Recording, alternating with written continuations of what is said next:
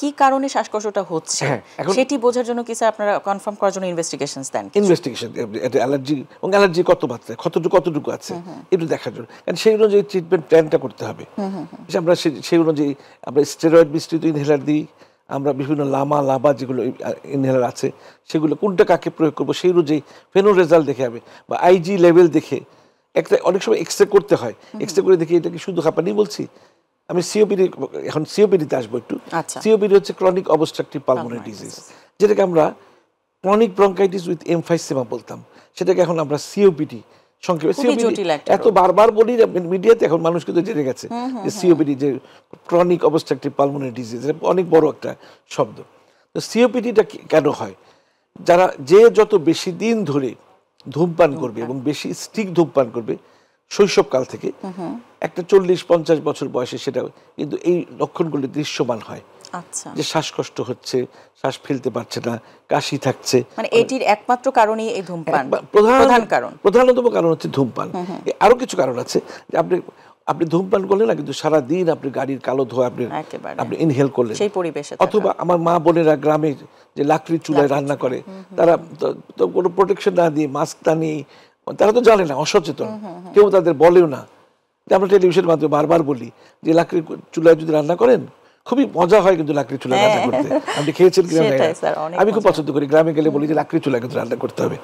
তো তারা যদি মাস্ক ব্যবহার করতো বা আঁচলটা দিয়ে একটু মুখটা নাকটা পিছিয়ে নিত, তখন এই ধোঁয়াটা তার ভিতরে যদি বছরের পর বছর যাচ্ছে, একটা পর্যায়ে 40-50 বছর হলে সেই মা বোনরাও কিন্তু শ্বাসকষ্ট, এবং সেগুলো সিওপিডি। একটা এক্সরে দেখলে বোঝা যাচ্ছে ফুসফুসটা কালো হয়ে গেছে, লম্বাটে হয়ে গেছে, হার্টটা টিউবুলার হয়ে গেছে, দেখলে বোঝা যায়। এবং এখানে ফুসফুসের অবকাঠামোটা ধ্বংস হয়ে যায়। অ্যাজমাতে কিন্তু ফুসফুসের অবকাঠামোটা ঠিক থাকে, শুধু শ্বাসনালীগুলি সংকুচিত হয় এবং সংকুচিত হচ্ছে কোনো অ্যালার্জির সংস্পর্শে আসার সঙ্গে সঙ্গে, তখন সেটা অতি সংবেদনশীলতার জন্য শ্বাসনালীগুলি চিপে। সিওপিডিতে শ্বাসনালীও ক্ষতিগ্রস্ত হচ্ছে, মানে টোটাল ফুসফুসের অবকাঠামো, আমরা বলি প্যারেনকাইমাল ডিস্ট্রাকশন হচ্ছে, যার জন্য গ্যাসিয়াস এক্সচেঞ্জ, আমরা অক্সিজেন নিচ্ছি, কার্বন ডাই অক্সাইড বের করছি, এই গ্যাসিয়াস এক্সচেঞ্জটা হতে পারছে না। সেক্ষেত্রে আপনাদের চিকিৎসা কি থাকে বা পরামর্শ? এই জন্য সিওপিডি রোগীদের আমরা বলি যে দয়া করে ধূমপান করবেন না। ধূমপান না করলে আপনি সিওপিডি বা লাং ক্যান্সার আক্রান্ত হবেন না, কারণ সিওপিডি হচ্ছে একটা প্রোগ্রেসিভ ডিজিজ। আস্তে আস্তে খারাপ দিকে যেতে, মানে এটির আর কোনো ফিরে আসা নেই। আমরা যেই বই পড়ে ডাক্তার হয়েছি, Cecil textbook of medicine, এখন কি পড়ানো হয় জানি না, আমরা যেটা পড়েছি সেটা একটা লাইন আছে, আমার এখনো মনে আছে, মার্চিং টুয়ার্ডস গ্রেভ, কবরের দিকে আস্তে আস্তে, এই লাইনটা বলি, কারণ এটা একটু ভয় দেখানোর জন্য, যে এটা আমার কথা না, ওই সিসিল ওয়েবের কথা।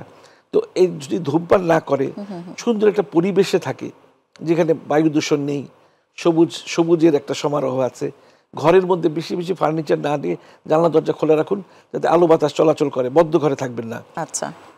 আর যে মা বোনদের বলি যে লাকড়ি চুলায় রান্না করলে একটা নাকটা পেঁচিয়ে দিন, একটা মাস্ক ব্যবহার করুন, যাতে করে আপনি ধোঁয়াটা না যায়।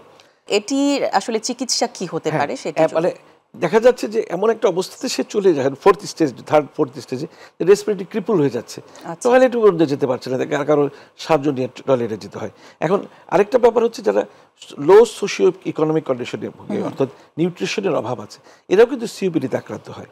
আবার রক্তে দেখা যাচ্ছে যে আলফা-1 যে অ্যান্টিট্রিপসিন আছে, এটার ঘাটতি যদি হয়, তাহলে দেখা যাচ্ছে যে এরা মানে সিওপিডিতে আক্রান্ত হয়। এগুলো আমি বলতে চাই না, ধূমপানটা হলো 1 নম্বর কারণ, এবং এটি প্রতিরোধযোগ্য। আমি দুটো রোগকে বলি প্রতিরোধযোগ্য, সিওপিডি এবং লাং ক্যান্সার। আপনি ধূমপান না করেন, লাং ক্যান্সার হবে না, সিওপিডি হবে না, সুতরাং আমি ধূমপান করবো না। এখন চিকিৎসা যদি বলেন, খুব একটা চিকিৎসা নেই।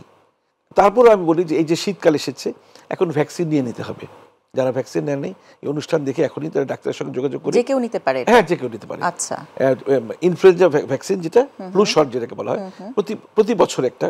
আর যেটা নিউমোকক্কাল ভ্যাকসিন যেটা আছে, যেটা আনকনজুগেটেড, সেটা 3 বছর পর পর নিতে হবে।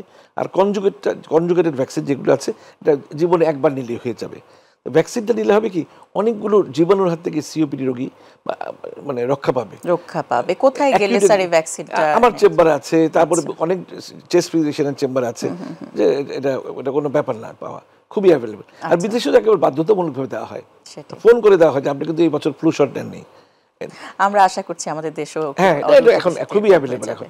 কিন্তু অনেক সময় দেখা যায় যে সিওপিডি রোগীর কফটা হলুদ হয়ে যাচ্ছে, চিকিৎসকের পরামর্শ নিয়ে 5 দিন 7 দিন এক কোর্স অ্যান্টিবায়োটিক খেয়ে নেবে, তাহলে কফটা হলুদ হবে না।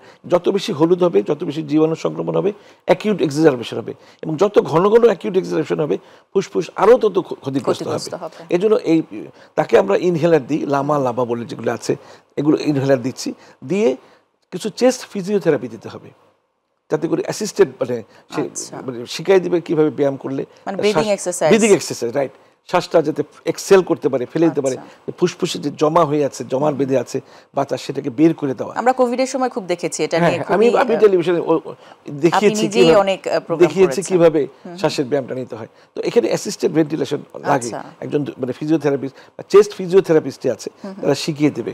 আরেকটা হচ্ছে নিউট্রিশাস ফুড তাকে দিতে হবে, ভালো ভালো এখন যে মানে রেসপিরেটরি চেস্টের জন্য যেসব ভিটামিন কাজ করছে সেগুলো দিতে হবে। কেমন সেগুলো স্যার? যদি যেমন রেসপিফক্স বলে একটা ওষুধ আছে, বা আপনার খাওয়াতেও যদি একটু ভালো করে উন্নত মানে প্রোটিন সমৃদ্ধ খাবার দিতে হবে, দুধ দিতে হবে।